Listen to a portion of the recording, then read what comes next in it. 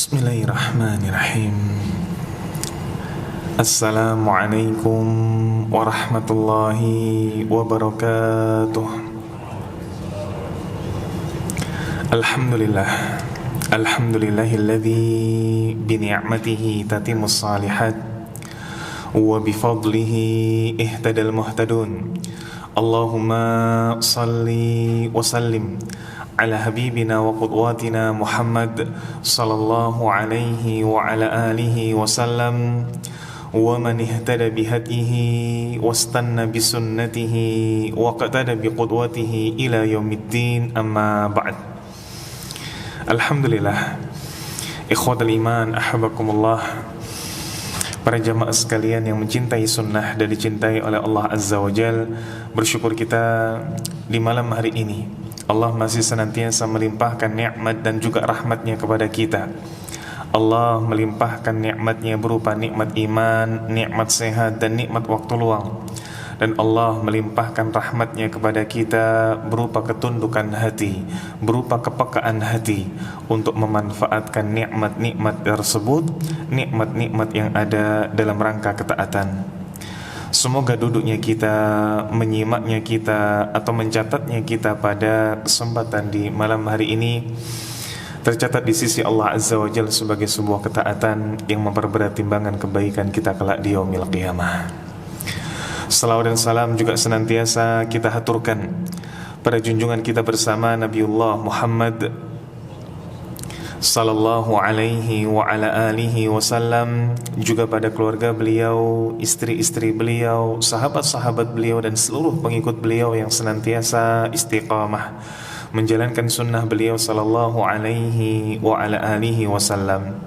Alhamdulillah, ikhwatal iman, ahabakumullah, kembali kita lanjutkan majelis fikih kita.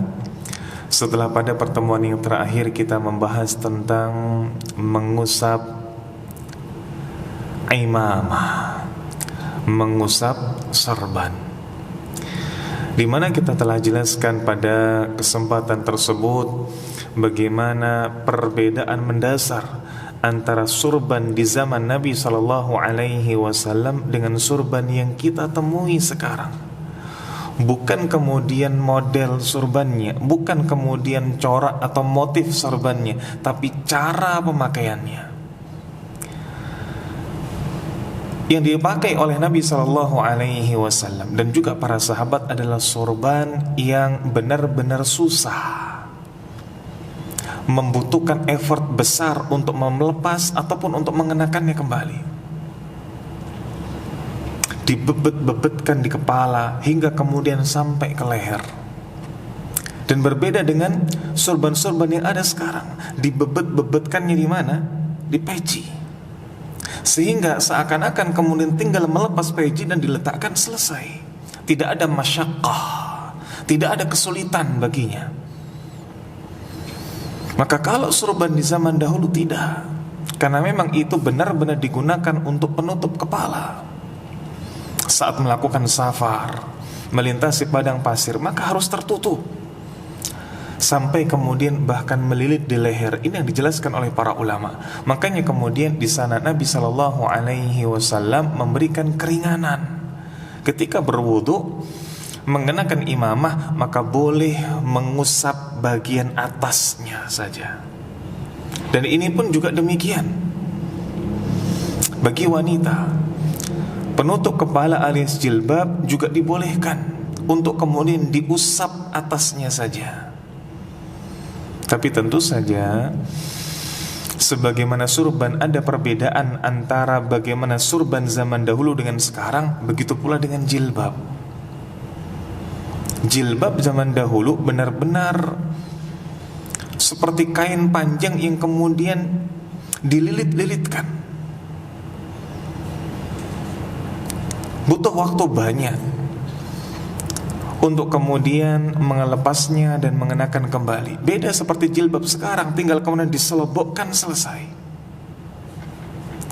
Makanya ketika membahas tentang mashu alal khuffain, mashu alal jawrab, mengusap dua khuf, alas kaki, mengusap perban atau mungkin plester dan yang semisalnya. Ketika disisipkan pembahasan mengusap surban dan juga mengusap jilbab, maka dua pembahasan inilah yang paling relevan untuk kita amalkan. Adapun mengusap surban, mengusap jilbab, ini sesuatu di zaman sekarang yang bisa dikatakan jarang sekali orang mengenakannya. Jarang ada orang mengenakan surban sedemikian rumitnya, atau mengenakan jilbab, bukan jilbab sebagaimana yang dijual di pasaran. Tayyib. Maka ini adalah pembahasan kita di pertemuan lalu. Adapun di malam hari ini kita masuk pada pembahasan, yakni fil ghusli, pembahasan tentang hukum mandi, hukum seputar mandi. Maka pembahasan ini fihi masail, ada beberapa bagian. Al-mas'alatul ula, poin yang pertama atau pembahasan yang pertama berkaitan dengan makna al-ghusl wa hukmuhu wa daliluhu, tentang pengertian, tentang hukum dan juga dalil-dalilnya. Apa makna mandi itu? Mandi secara bahasa adalah masdar dari ghusala yaghsilu. Al-ghuslu itu masdar dari ghusala yaghsilu, yakni mencuci, membasuh. Ini mandi secara bahasa. Dan kita pernah bahas ketika kita bersama-sama masih dalam pembahasan wudu. Saat Allah Ta'ala perintahkan waghsilu wujuhakum, cucilah wajah kalian atau basuhlah wajah kalian. Ketika dibandingkan dengan wamsahu biru'usikum, maka ada perbedaan mendasar antara al-ghuslu dengan al-mashu. Al-ghuslu jaroyanul ma', mengalirnya air. Adapun al-mashu enggak, sekedar basah saja. Maka demikian pula al-ghuslu di sini dikatakan mandi karena kemudian kita mengguyurkan air ke dalam atau ke seluruh tubuh kita hingga kemudian air itu mengalir. Bukan badan ini sekadar basah saja, bukan seperti kemudian diwaslap, diseko kalau bahasa Jawanya, sehingga kulit ini menjadi basah tapi airnya tidak mengalir. Wa maknahu syar'an, adapun makna secara istilah, ta'mimul badan bil ma'. Ta'mimul badan yakni membuat badan ini secara keseluruhan, secara umum menjadi basah karena air. Menjadi basah karena air. Membuat badan ini secara umum basah karena air. Dan tentu saja air yang digunakan adalah air yang tahur, yang suci, ala sifatin makhsusah wa ala wajhi ta'abbud lillahi subhanahu wa ta'ala, dengan tata cara tertentu, dan ini juga bentuk peribadatan kepada Allah. Maka mandi bukan kok cuma sekedar jebiar-jebiur saja. Dikatakan mandi di sini adalah mandi di mana seluruh tubuh kita basah, dan basahnya dengan air yang suci. Tata caranya, tata cara tertentu pula seperti wudhu. Nanti ada mandi minimalis sebagaimana wudhu minimalis, ada mandi yang sempurna sebagaimana wudhu yang sempurna. Ada tata cara tertentu. Dan ini bentuk peribadatan kepada Allah. Bentuk peribadatan kepada Allah. Tayyib. Berikutnya hukmuhu, hukum tentang mandi. Maka disebutkan di sini wal ghuslu wajibun. Mandi itu wajib. Hukumnya harus, hukumnya wajib. Dengan ketentuan apabila didapati ada sebab yang mewajibkannya. Karena Islam ini sendiri adalah agama yang menjunjung tinggi kebersihan dan kesucian. Allah Ta'ala mengatakan innallaha yuhibbul mutatahhirin. Allah suka dengan orang yang senantiasa mensucikan badannya. Makanya ketika ada hal-hal yang memang membuat seseorang itu wajib mandi, seperti hadas dan lain sebagainya, maka orang tersebut harus, hukum mandi baginya wajib. Kalau tidak, asabahu dzamb, ia akan terkena dosa. Dalilnya adalah apa yang Allah firmankan dalam surat Al-Maidah. Allah Ta'ala mengatakan wa in kuntum junuban fattahharu, dan apabila kalian ini dalam keadaan junub, fattahharu, maka bersucilah, maka mandilah. Dan hadis-hadis yang membahas berkaitan tentang kaifiyatul ghusl, tata cara mandi, begitu pula berkaitan tentang bagaimana para sahabat mencontohkan mandi tersebut, maka ini akan kita bahas di poin-poin berikutnya. Kita masuk dulu pada apa-apa yang menyebabkan seseorang itu wajib mandi. Kalau tadi dikatakan mandi itu wajib, tatkala ada hal-hal yang membuatnya wajib mandi, maka apa hal-hal yang membuatnya wajib mandi itu? Baik. Yang pertama, khurujul mani min makhrajihi, keluarnya mani dari tempatnya. Maka ketika seseorang ini keluar air mani, dan keluarnya air mani tadi diikuti dengan kenikmatan, diikuti dengan sesuatu yang membuatnya merasakan nikmat karena seorang wanita, maka ini membuat pelakunya atau orang yang keluar mani tersebut wajib untuk mandi. Maka perlu dirinci,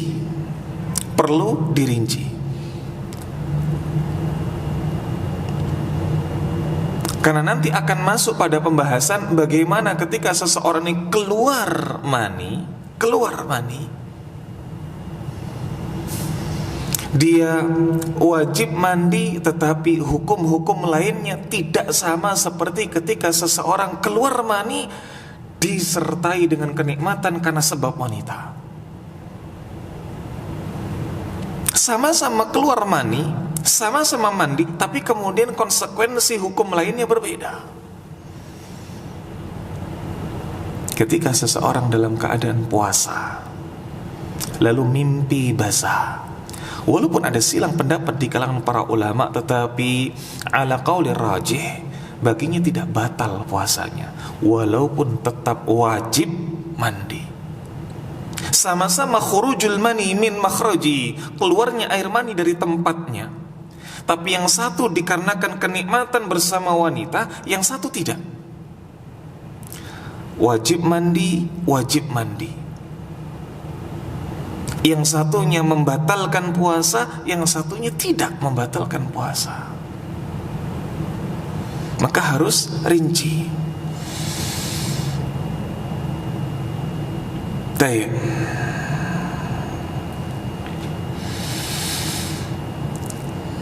Allah Ta'ala mengatakan sebagaimana yang tadi sempat kita nukilkan dalam surat Al-Maidah, wa in kuntum junuban, apabila kalian ini dalam keadaan junub, yakni disebabkan keluarnya mani, fattahharu, maka bersucilah.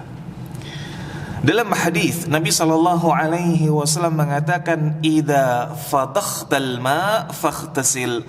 Kalau kemudian engkau memancarkan mani, mengeluarkan mani, maka mandilah. Maka mandilah.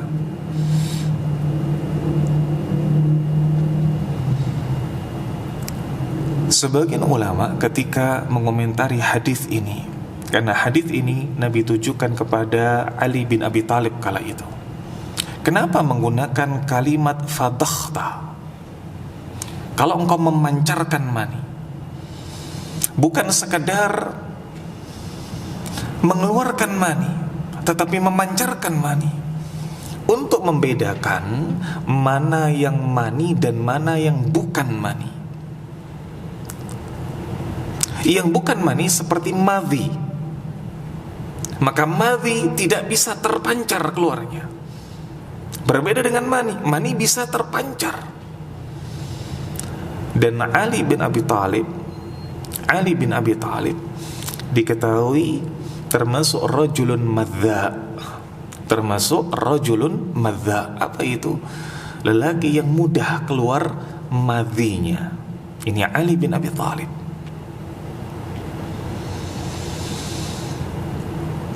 Lalu dijelaskan di sini, malam yakun naiman, apabila tidak dalam keadaan tidur, maka tidak disyaratkan adanya kenikmatan. Yang tadi kita sampaikan, kalau seseorang mimpi basah, maka tanpa ada upaya yang dilakukan bersama dengan pasangannya atau bersama dengan seorang wanita, maka tidak disyaratkan adanya kenikmatan. Karena bisa jadi orang yang tidur, mungkin saat keluar dia merasakan nikmat, tapi ketika bangun ditanya, apakah engkau merasakan nikmat? Enggak, lupa, enggak sadar. Makanya kemudian orang yang tidur itu terangkat penanya. Rufi'al qalam an thalatha. Pena terangkat itu dari 3 golongan. Salah satunya an-naim hatta yastayqid. Orang yang tidur sampai bangun. Makanya tidur itu sebenarnya sebuah kenikmatan. Kenikmatan luar biasa. Pada saat perang Badr,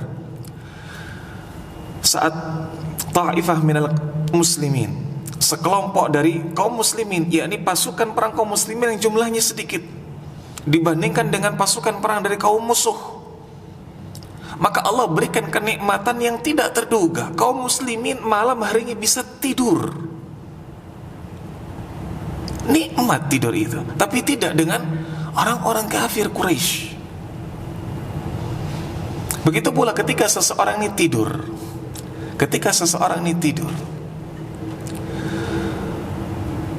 Lalu kemudian ngelindur bahasanya, mengatakan kepada istrinya, engkau saya cerai, maka tidak jatuh hukum cerai itu, karena memang terangkat pena darinya.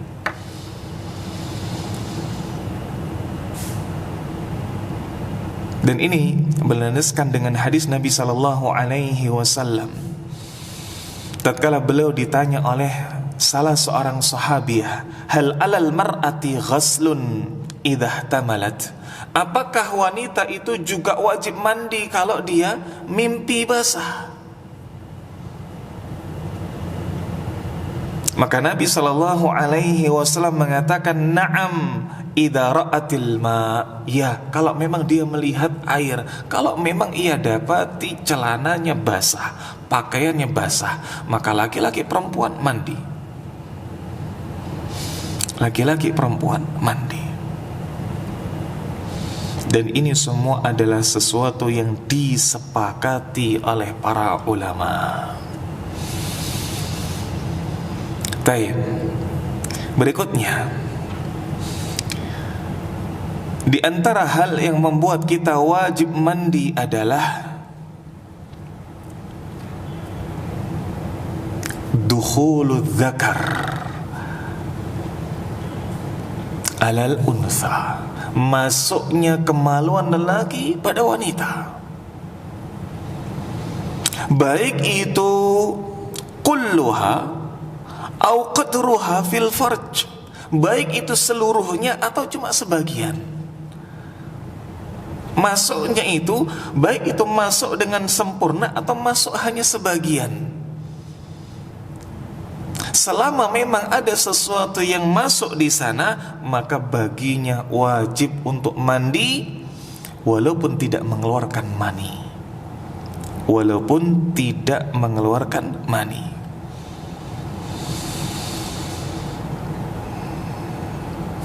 Apa ada Ustaz yang demikian itu? Ada. Bagi sebagian mungkin lelaki yang ia memiliki kelemahan, entah itu kemudian editansil. Nah, apa editansil? Nah, kalau editansil mungkin masih ada keluar ejakulasi dini tanpa hasil. Nah, singkatannya editansil, bukan yang korupsi itu, bukan. Atau ada lelaki inni. Apa itu inni? Impoten. Maka ada dukhul di sana, ada masuk tetapi tidak mengeluarkan mani. Yang demikian tetap wajib baginya untuk mandi.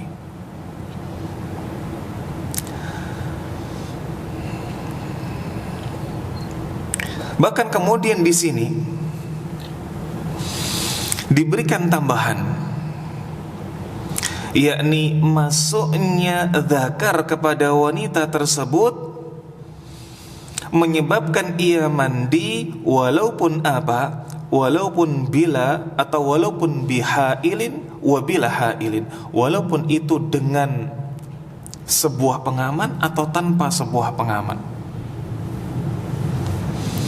Hal ini sebagaimana sabda Nabi sallallahu alaihi wasallam, "Idza jalasa baina syu'abihal arba."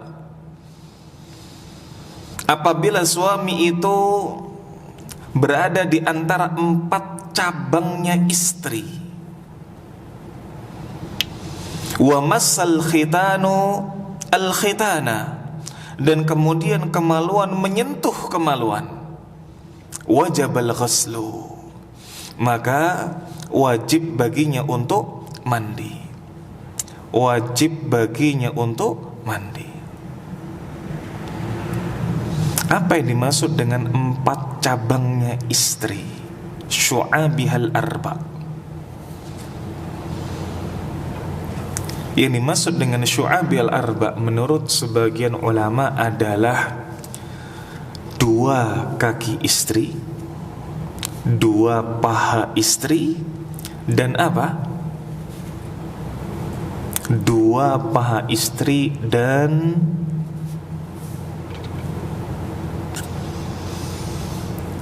pinggul serta perut. Ini syu'abihal arba. Akan tetapi la yajibul ghusl fi hadhil halah illa ala ibni asyar atau binti tis' fama fawqa. Akan tetapi tidak wajib mandi dalam kondisi ini illa kecuali lelaki yang berusia 10 tahun atau perempuan yang berusia 9 tahun ke atas.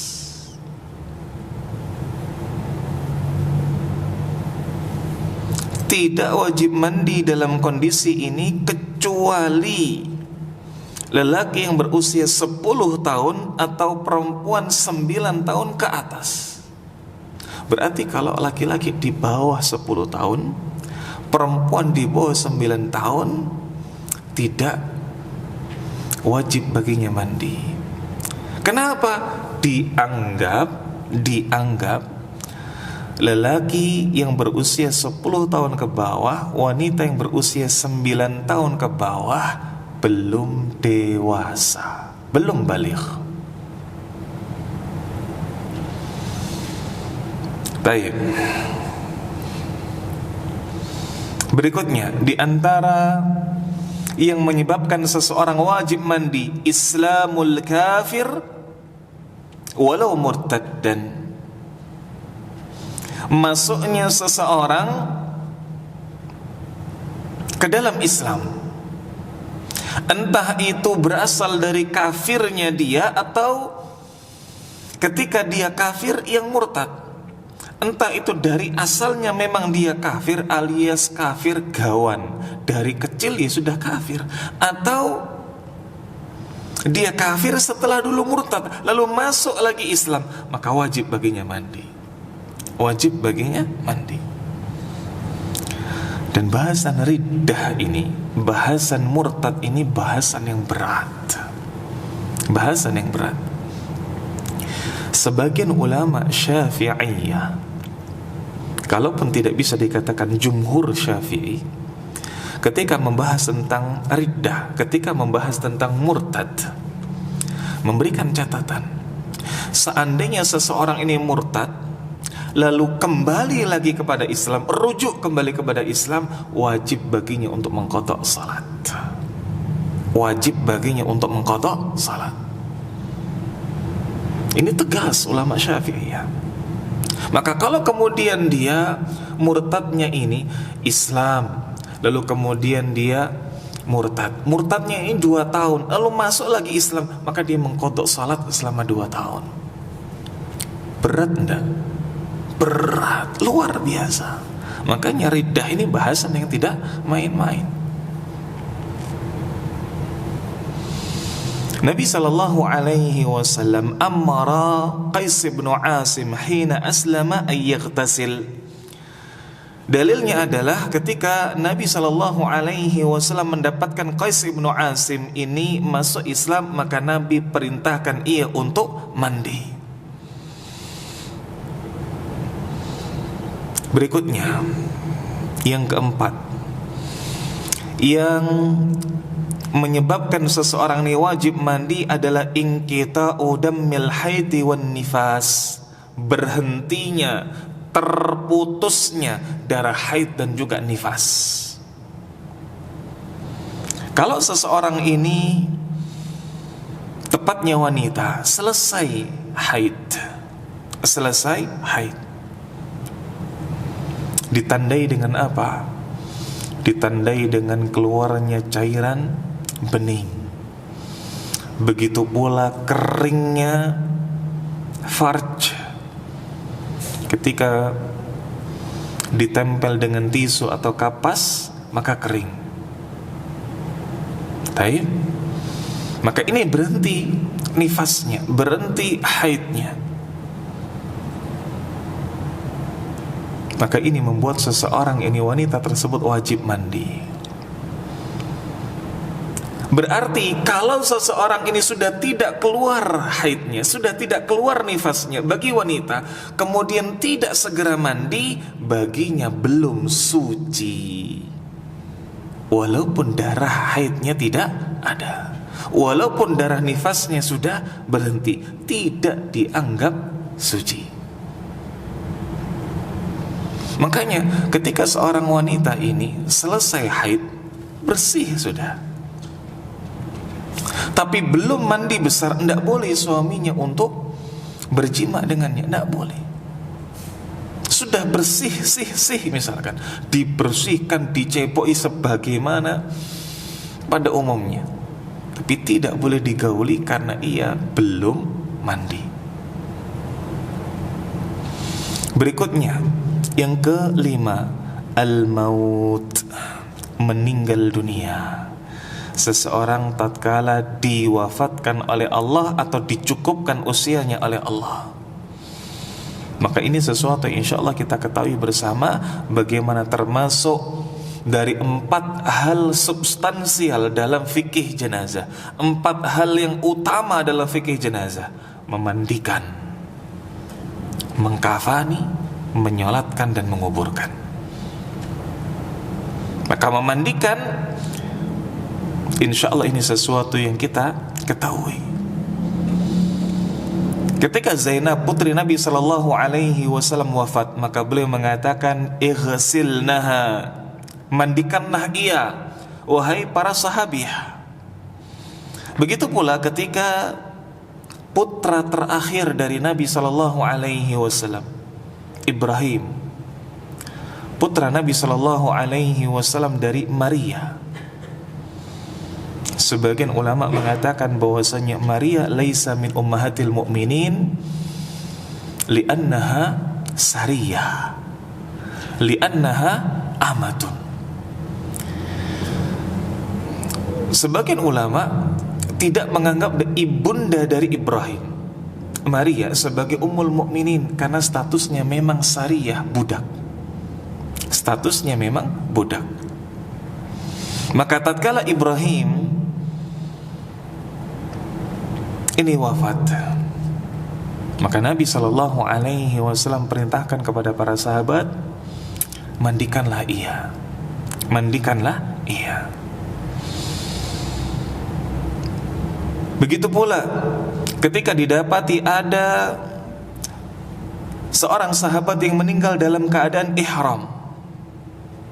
Ceritanya adalah ketika ada seorang sahabat yang ia jatuh dari ontanya dalam keadaan ihram, bahkan sampai kemudian lehernya ini patah, sampai lehernya patah. Maka Nabi SAW mengatakan, igsiluhu bima'in wasidrin, mandikan ia dengan air dan daun bidara. Lalu kemudian dikafani oleh para sahabat, dan dikafaninya dalam keadaan kepala terbuka. Mengkafani seseorang yang berstatus muhrim alias dalam keadaan ihram berbeda dengan seseorang ketika kondisinya tidak ihram. Seseorang yang meninggal dalam keadaan ihram, maka bagi laki-laki kepala terbuka, bagi wanita wajah terbuka. Baik. Berikutnya, al-mas'alatu tsaniyah, poin yang kedua atau pembahasan yang kedua, yakni fi sifatil ghusli wa kaifiyati, tentang tata cara mandi. Bagaimana tata cara mandi? Ketika kita berbicara tentang mandi wajib alias mandi janabah, maka ini punya dua tata cara.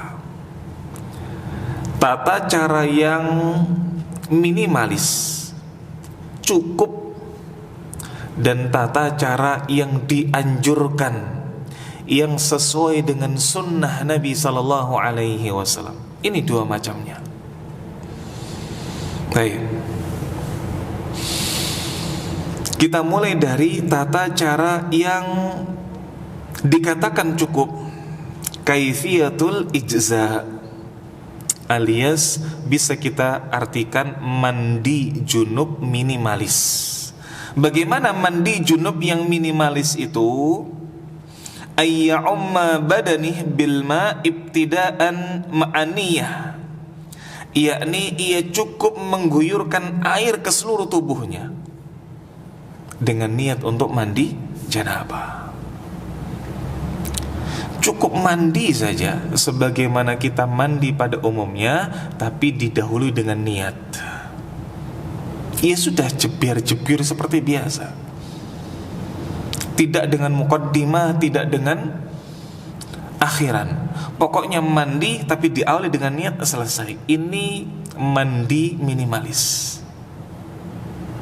Ini mandi minimalis.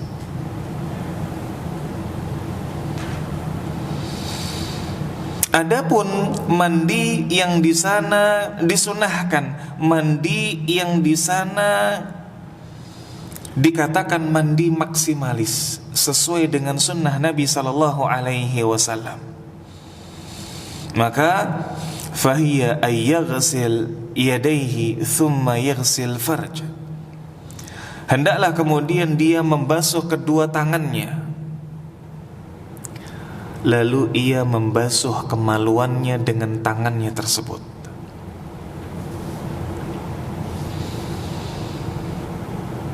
Jadi dibasuh dulu kemaluannya. Ketika di sana ada sisa-sisa mani, ada sisa-sisa kotoran, maka itu dibersihkan. Kemudian apa? Tsumma yatawadda wudu'ahu lis-shalah, kemudian dia berwudu seperti wudunya saat akan salat. Jadi bersihkan dulu tangan dan kemaluan, lalu wudu sebagaimana wudunya salat. Thumma ya'khudu biyadihi ma'an fayukhallilu bihi sya'r ra'sah. Kemudian dia mengambil air dengan tangannya lalu menyela-nyela rambut kepalanya. Jadi berusaha untuk membuat kepalanya ini basah. Tepatnya bukan kepala tapi kulit kepala.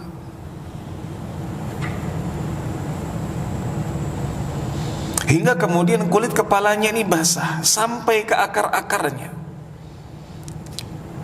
Lalu mengguyur kepalanya tadi 3 kali, baru ia mengguyurkan air ke seluruh tubuhnya. Ini mandi secara maksimalis, mandi yang sempurna. Ada apa? Di awal yang bersihkan tangan dan kemaluan, ada wudu, ada kemudian memperhatikan hal-hal yang sering kali dilupakan. Kadang mandi tapi kulit kepala tidak bersih, kulit kepala tidak basah. Maka ini didahulukan, diperhatikan dulu oleh Nabi SAW. Lalu kemudian diguyurkan itu ke kepala 3 kali, baru diratakan air itu ke seluruh tubuh. Nah, biasanya di antara kita ada istilah mandi junub, ya sampoan. Kalau tidak sampoan, maka kemudian dianggap tidak mandi secara maksimal. Perlu diketahui bahwa tidak demikian definisi yang tepat. Sampo itu kan adanya belakangan toh. Di zaman Nabi SAW kan tidak ada yang namanya rejoice, tidak ada. Maka ya sudah, inilah kenapa Nabi SAW disebutkan dalam hadits Aisyah, beliau menyela-nyela rambutnya ya supaya kemudian basah sampai kulit kepala. Basah sampai kulit kepala. Nah, sebagian kemudian mengkiaskan, kalau gitu ingin mandi maksimalis, setelah ia membersihkan tangan dan juga kemaluan, maka dia keramas dulu. Keramas dulu, baru kemudian mandi sebagaimana mandi pada umumnya. Nah, sebagian mengkiaskan demikian. Baik. Disebutkan dalam hadis Aisyah, "Tsumma yukhallilu sya'rahu biyadihi." Kemudian Nabi SAW menyelang-nyelingkan, menyisir-nyisirkan rambut beliau dengan tangannya.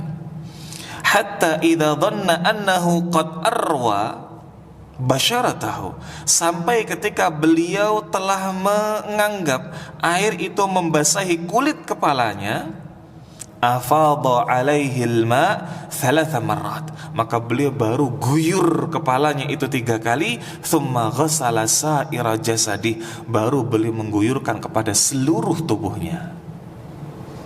Maka kepala dulu memang jadi perhatian. Kenapa jadi perhatian? Ya memang di zaman dulu belum ada sampo. Kalau kemudian di zaman kita sekarang ada sampo, makanya ada yang dikiaskan. Ya sudah, pokoknya basuh kepala dulu.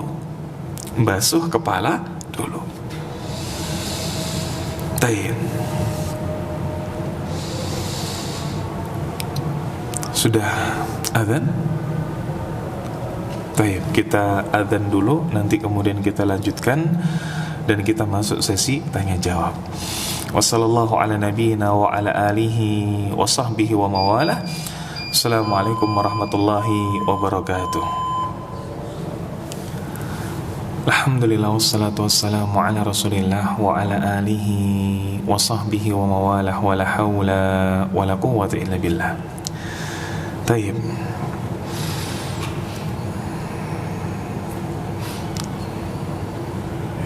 Setelah kita membahas berkaitan dengan yakni bagaimana mandi minimalis bagaimana mandi maksimalis, sesuatu yang secara perincian hampir seperti wudu, hampir seperti wudu.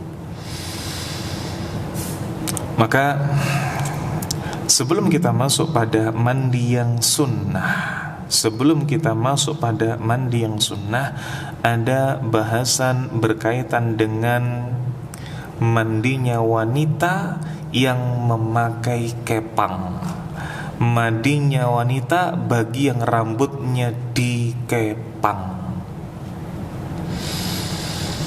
Disebutkan di sini bahwa wala yajibu 'alal mar'ah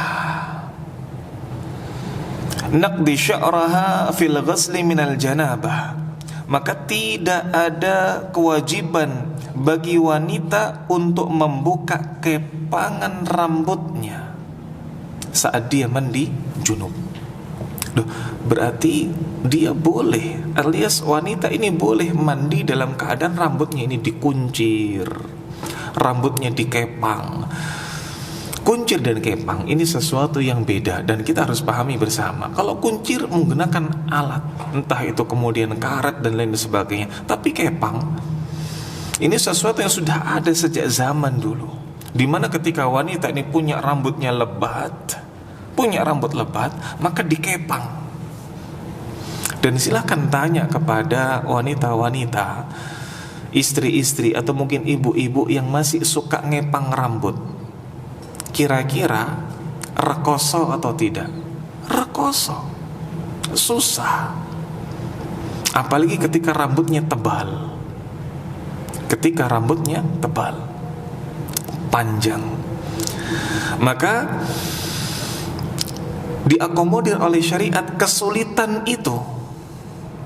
Boleh bagi wanita yang ia notabene adalah mandi junub, mandi besarnya itu karena junub, karena berhubungan suami istri, untuk tidak melepas kepangnya, dengan catatan air tetap masuk hingga membasahi kulit kepala.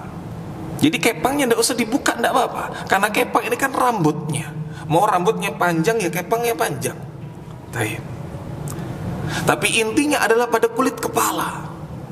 Kulit kepala tetap terbasahi dengan air. Entah kok kemudian dibasahi sedemikian rupa, diguyurkan sembari mungkin digosok-gosok, maka ini tidak ada masalah.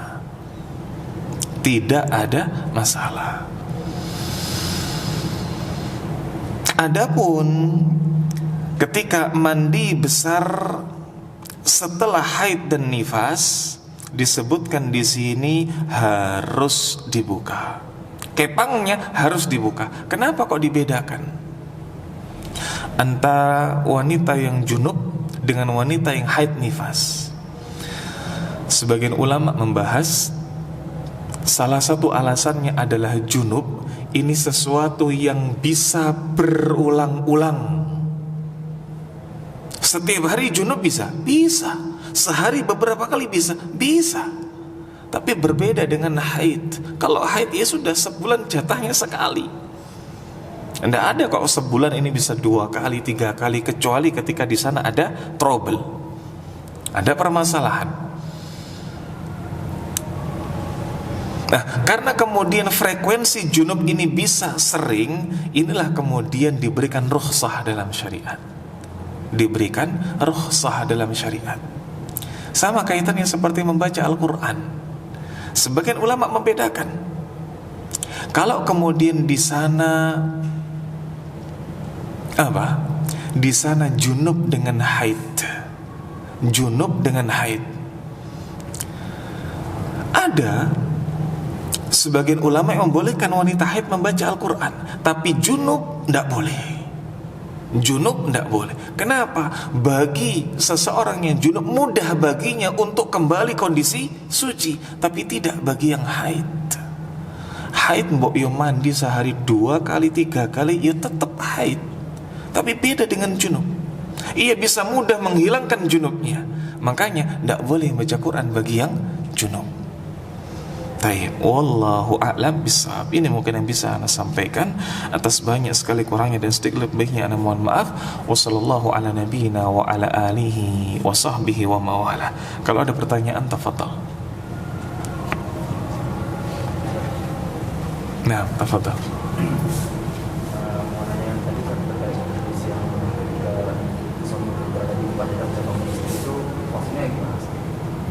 Tayyib.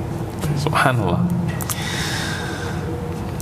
Berkaitan dengan pertanyaan, tatkala seorang suami berada di atas 4 cabang istri, tadi kita katakan bahwa yakni kedua kaki alias paha, lalu pinggul dan juga perut.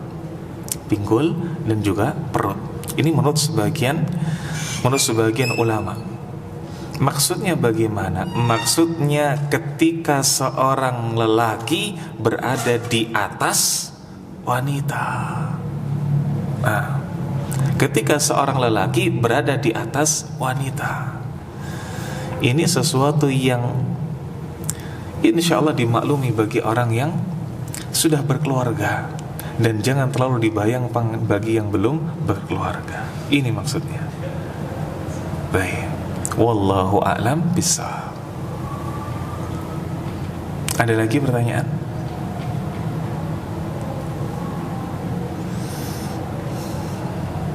Dari akhwat tidak ada?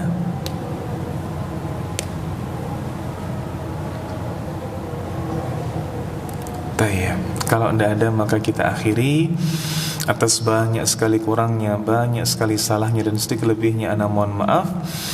Wassallallahu ala nabiyyina wa ala alihi wa sahbihi wa mawalah. Akhiru kalam wa akhiru da'wana anil hamdulillahi rabbil alamin. Thumma assalamu alaikum warahmatullahi wabarakatuh.